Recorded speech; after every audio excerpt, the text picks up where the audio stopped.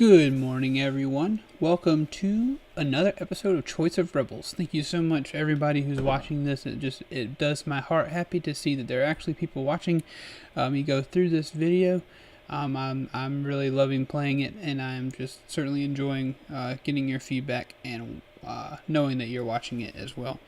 So as we go through this, I am about to finish up the other game on my channel, the Shadow of War.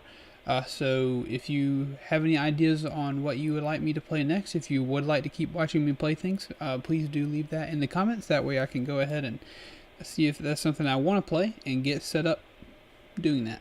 But thank you so much for watching. And let's go ahead and get started. It's been probably 4 days since I've actually read any of this, so I'm ready to get back into it. So with the coming of spring, you can't help noticing how many outlaws are still deferring to the folk who led them on winter missions. Not only to your deputy Breeden, the band also increasingly looks for leadership to survive. Excuse me, guys. 5 o'clock. It came early today. To Zvad Ellery, your head scout, Alira, and perhaps one or two others, the Helot elders are visibly struggling to maintain their traditional authority. They aren't seen as the ones who brought you safe through the winter. To judge by appearances, Breeden is still the most influential leader besides yourself, but any of the leaders could also sway the course of the band's decisions. Or challenge me outright for their leadership. I'll need to look for ways to weaken their clout. I'm not going to undercut any of them, but I'm worried that this sows the seeds of mutiny. It's dangerous but unavoidable. We need all the capable leaders we can get, and I'm more than ready to share authority with them. I don't know, I feel like it'd be nice to share authority, sorta, and like make decisions as a council.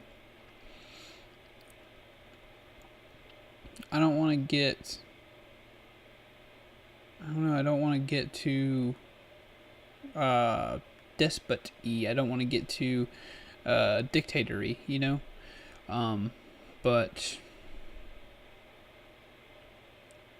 I don't want to weaken their clout. That's gonna cause problems. It's dangerous but unavoidable. I think we need all the capable leaders we can get. How could you have brought the band through the winter without relying heavily on others? If you rely on the best skilled outlaws, it's inevitable that the rest will admire them. With your band's survival no longer in question, the time has come at last to hunt for the traitor or traitors who betrayed you to Chirex. Do you want to find a way to test Breeden's loyalty as well? If she realizes she's been included in the test and takes offense, it might cost you one of your rebellion's few natural leaders.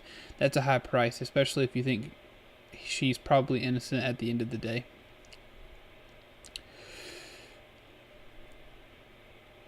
No, I trust her. For now. You call a secret council with Zvad, Breeden, and the Hela Elder, who you think is least likely to be a traitor. Oh, goodness. Gillian, Joanna Orchard? God, I don't know. I don't know who would be least likely. My father is probably most likely. I don't remember her. I don't know. I remember reading the words that make up her name, but I don't remember who she actually is. Oh, this is tough. I feel like my father actually might be the traitor. So, let's try Gillian Adza from the Carriatu estate. I remember his or her name. I don't know what gender that person is. Sure. Gillian knows the greatest number of Helots. She'll be vital to your plan. I've asked you here because I trust the three of you, and because between you, you're familiar with everyone else. You begin. Zvad, you know the old Windward band. Breeden, you know the young Helots of Rim Square, especially the seditious ones. And Gillian, you know the older ones. I don't know everyone from the old pack well, Zvad says doubtfully. Some were there before me. Many who came since aren't too talkative. They aren't the problem, you persist. The problem is that during the last harrowing in our town, the Thurges and Ecclesias were able to single out the young Helots who had been part of Breeden's seditious little debates. The Alistairs arrested 13 of them. Breeden explains immediately to Zvad. They accused him of avoiding... God, excuse me, I'm so sorry. Avoiding the harrowing. It made a good excuse to harrow the whole lot of us, many more than they'd normally choose. I think that they were also hoping that one would snap and start accusing the others in public. If Callan hadn't saved us, we'd all be dead. The point is, you conclude, someone betrayed us to the Hegemony. That person might be dead by now, but we can't count on it. We need to catch him or her before it happens again. So why am I here? Julian asked brusquely. As you said, I know the old folk. You want to be looking at the young ones. She cast a meaningful glance at Breeden, who bristles. Something you want to say, Ads? Her tone is barely civil, with none of the respect that you were raised to give your elders.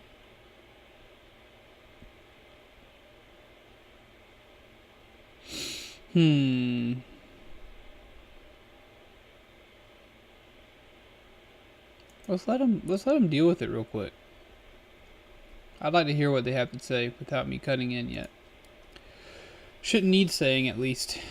At least not to anyone with the sense the angels gave a partridge, Jillian barks. I'd not heard about your little meetings until after the harrowing, and I'd warrant no one else with any gray in their hair had either, or we'd have stopped your foolishness before it cost lives. Whatever fool organized them did a good job of keeping them secret, she clears her throat pointedly, from helots anyway. Breeden's face tautens with a furious smile. All so clear, isn't it? None of our excited boys or girls could have let slip to a mother or uncle about the meetings, because if they had, surely any elder would have done the good thing. Gray in the hair puts them beyond suspicion.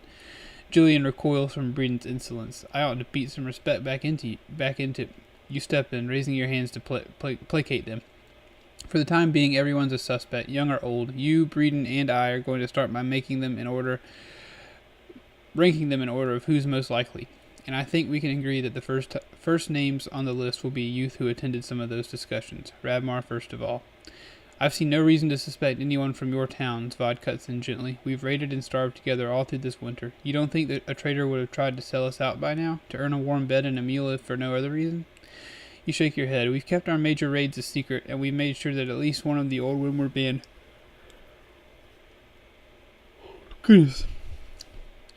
was always with our people on hunts and patrols. They might have had no good chance to betray us. Now we need to start giving them that chance, one or two at a time. Yes, explain your plan.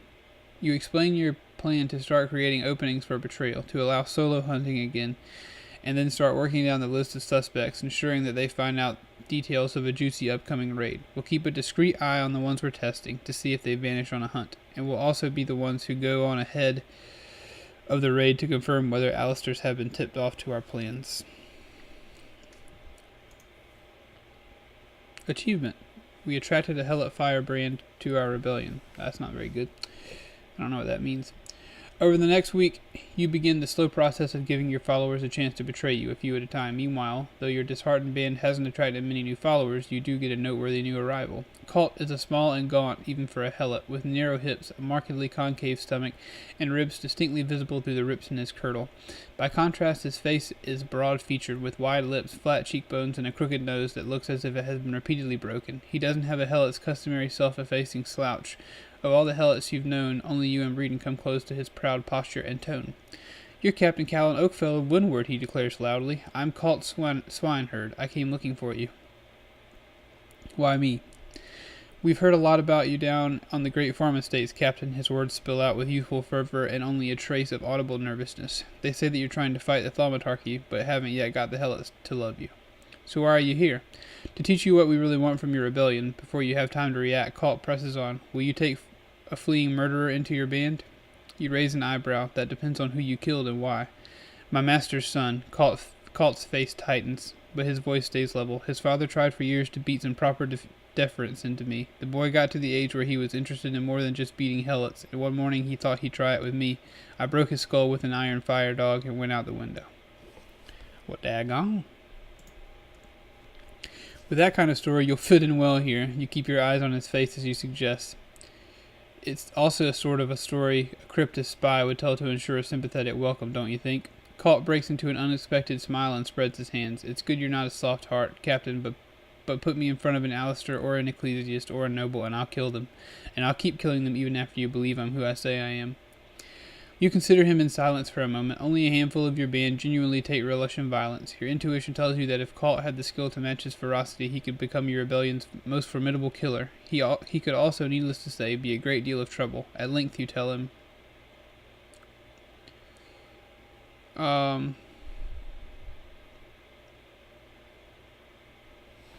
Let's say just so long as you're killing the right people at the right times. Because we've explained that we're not against the killing already. But also we're not bloodthirsty, I guess. Not much use in killing the wrong people, Colt shrugs lightly. Your rebellion's killed enough so far. I reckon we'll find some we would both agree are the right ones. Looking at his bright gaze and the way his lips remain slightly parted even as he stops speaking, you realize you're going to have to deal with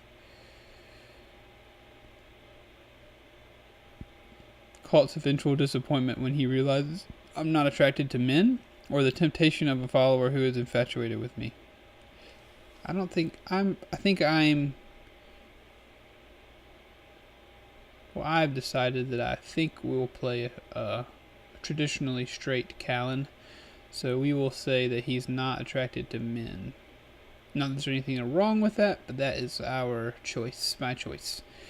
So, Colt's eventual disappointment when he realizes I am attracted to men. Also, I realized saying not that there's anything wrong with that doesn't make it sound very nice, but I did not intend for it to sound rude. It's a shame, but you simply couldn't be attracted to Colt if you tried. Still, you're fairly sure that his passion for the cause will survive a little heartbreak. Then welcome to the band. Also, Callan, are you not a little bit presumptuous to think that he's attracted to you? I don't know. Maybe, maybe not. Who knows? I don't want to be so presumptuous. Then welcome to the band, Colt. You say evenly. You're among friends. You and I can talk more later, but for now, Spot, we'll fine. Use some less ragged clothes and show you where to sleep. As Colt follows Vod into the camp, Breeden leans over to you with a low, impressed whistle.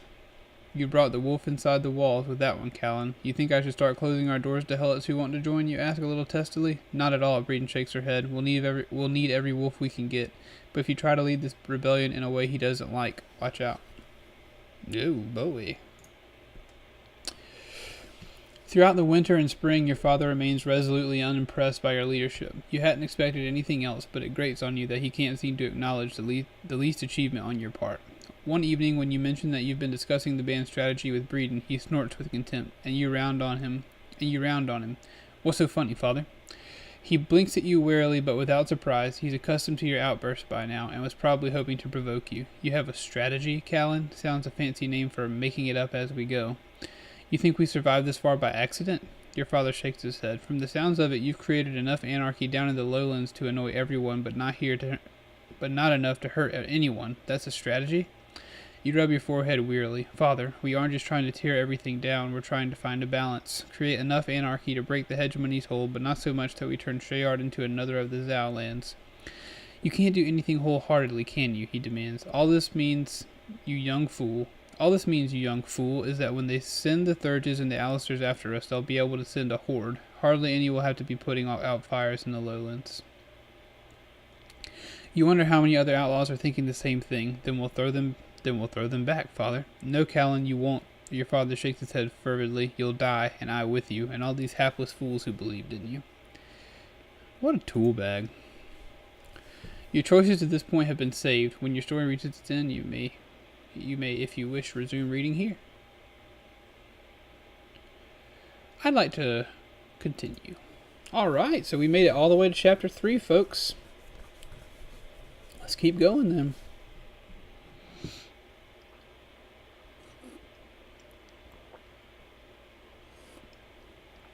Oh boy.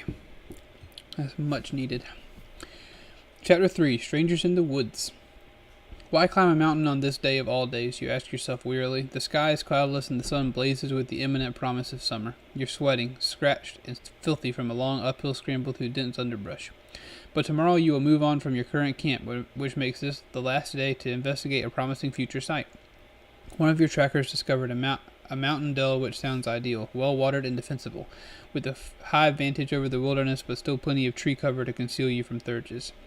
So while most of the outlaws have taken advantage of the fine weather to go hunting, you spent the morning clambering up a steep, brush-choked watercourse. Most of the band's other leaders and would-be leaders have joined your exploration. You're all equally taken aback when one of the camp scouts appears on the slope below you, whistling to attract your attention. Alira should be ranging much closer to your current camp. There's only one reason she would come here, and she confirms it as soon as she reaches you. Strangers in the woods, Captain. 2 men, 1 pack mule. Both have swords on them, nothing else that shines, but their cloaks look like a solid, rich weave. We got some boys in the woods.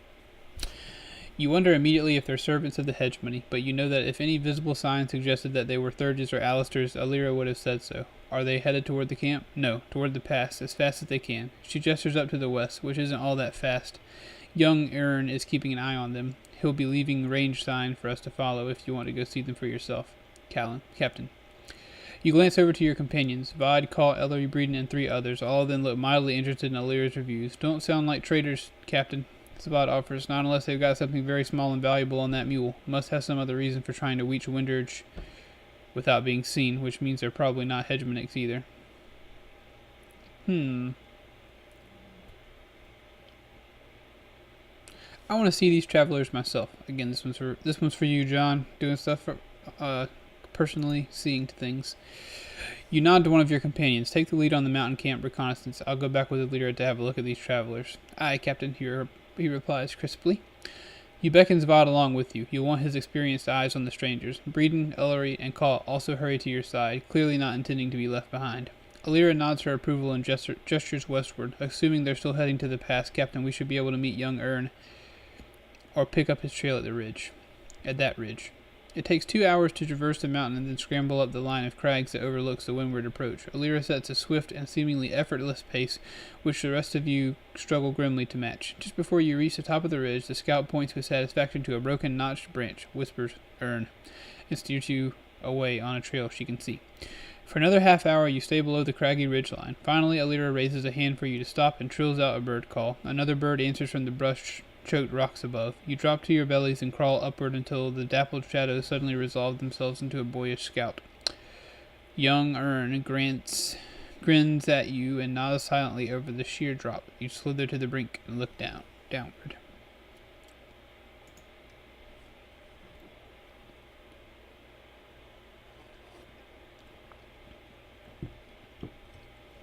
Far below, 2 dun-cloaked men are guiding their mule up the stream bed toward the windward pass. They've clearly found it hard going. The stream is still swollen from winter, and spring has choked off the path with an explosion of new greenery. Watching them stumble from rock to rock, you feel slightly better about your own aching muscles. The 2 strangers look like they're on the verge of collapse, especially the stouter one, but they push on with all the speed they can muster. They keep scanning around the valley. The scout Ern breathes. Seems like they know enough to keep a watch out for us, but they jump at the wrong bird noises, the ones not even Alira could make, and I doubt they could tell us from the wind and the brush until we were in spitting distance. Any guesses who they might be? They don't move like woodsmen, Captain, Zvod murmurs, and the man who bound the packs on that mule never had packed one for hard travel before. City dwellers, I make them. Nobles, Colt hisses. You look over sharply, wondering if that was a note of recognition you heard in his voice. What gives you that? The way they hold their heads and hands, Colt replies gruffly. We'll ask about the clergy. Younger, he shakes his head. Reckon if they could, they'd have sharpened their eyes by now. You beckon your little group back from the edge. Let's head around over the ridge behind that outcrop and meet them just below the tree line. You'll stay hidden until you're within easy bow range, then you'll order your outlaws to...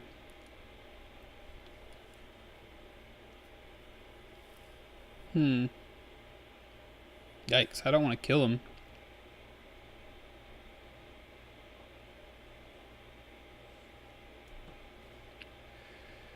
We'll keep the bows at our sides and see what's up. You settle into your ambush long before the 2 men reach you. From behind your boulder you can hear their labored progress up the hill. First the thrashing of bushes, then an intermittent hum of conversation, and finally a clearly audible oath. Pissing angels, Linos.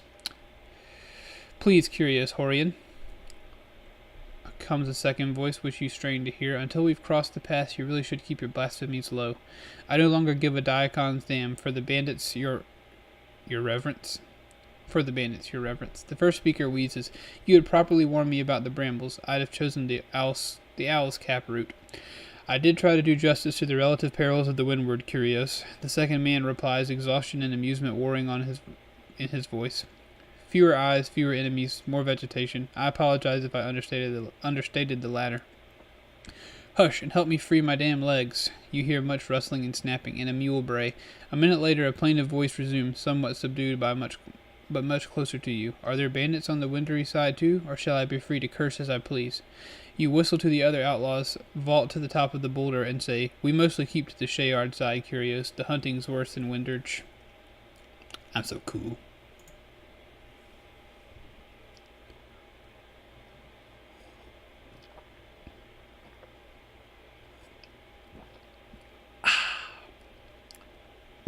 Alright folks, thank you so much for watching this video. This is a nice suspenseful moment to stop it. We have just leaped on a boulder to these two strangers in the woods, and we will see what happens with them next week, unless you pause this and read before I end the video. But thank you so much for watching. It always does my heart good to see that you're watching. I appreciate it. Please do like, comment, and subscribe, and I will see you in the next one. I love you very much.